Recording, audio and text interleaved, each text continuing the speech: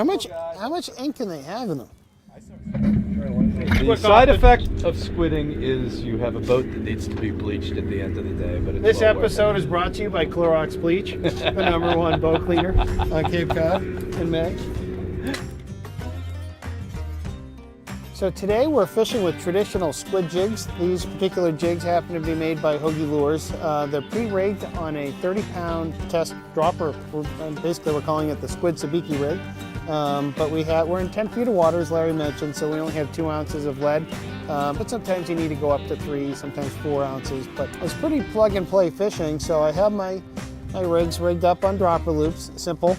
I'm going to send this down to the bottom, and it's very similar to any bottom fishing you do. You'll feel a tap, tap, tap. And now I'm on the bottom here, and there's a couple things you can do. Is you can raise and lower your tip. You'll notice those squid jigs have a little bit of a keel on them, so they stay in that, they're balanced to stay in that attractive horizontal position. And I'm just raising the rod and lifting it. That's technique number 1. Technique number 2, which has been particularly effective today, is just dead sticking it on the bottom. You feel a tap tap, slow lift of the rod, you're hooked up. And then the third and final tip I have for squid fishing is one that Larry's wife actually pointed out to us, is to fish these on a 45-degree angle.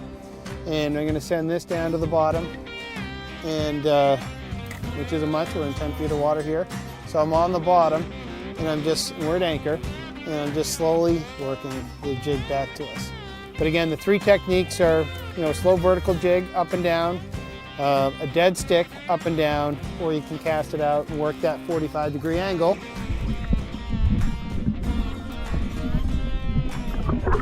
I like to give him a clean shot there.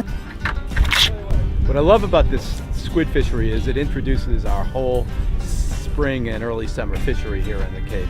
Following the squid, you get the bottom fish coming in, you get the fluke, you get the sea bass, and you get the scup following the squid. And as soon as the squid are moving up on the flats, both the bluefish and the striped bass move in.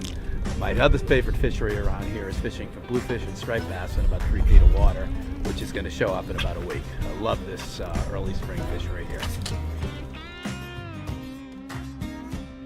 So you'll see that these Hoagie squid jigs have a very large keel weight. Basically what this weight's going to do is help give it that sexy horizontal position on the drop, and it also is going to give you a little extra weight to cast. So as Larry mentioned earlier, we're only in 10 feet of water. So if you look right now, you can see that bait's going to have a pretty good descent rate. It's going to get right down to the bottom in 10 feet. Might take you 3 times the time, but still you're talking 10 feet, so you're down. And so you can have that very natural, neutral buoyancy of that bait just going up and down.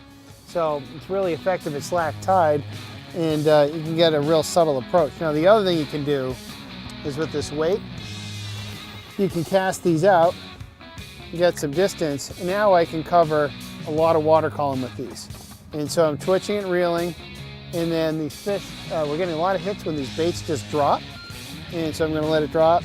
And now this isn't a technique I'd use to fill totes full of squid, but certainly when the tide slacks out, it's a great way to entice some finicky squid, and B, cover a little more ground. Well, it's always fun to shift gears, because when this bite cooled down, putting on these unweighted or lightly weighted, just so the keel weight's drifting them back, that was a game changer.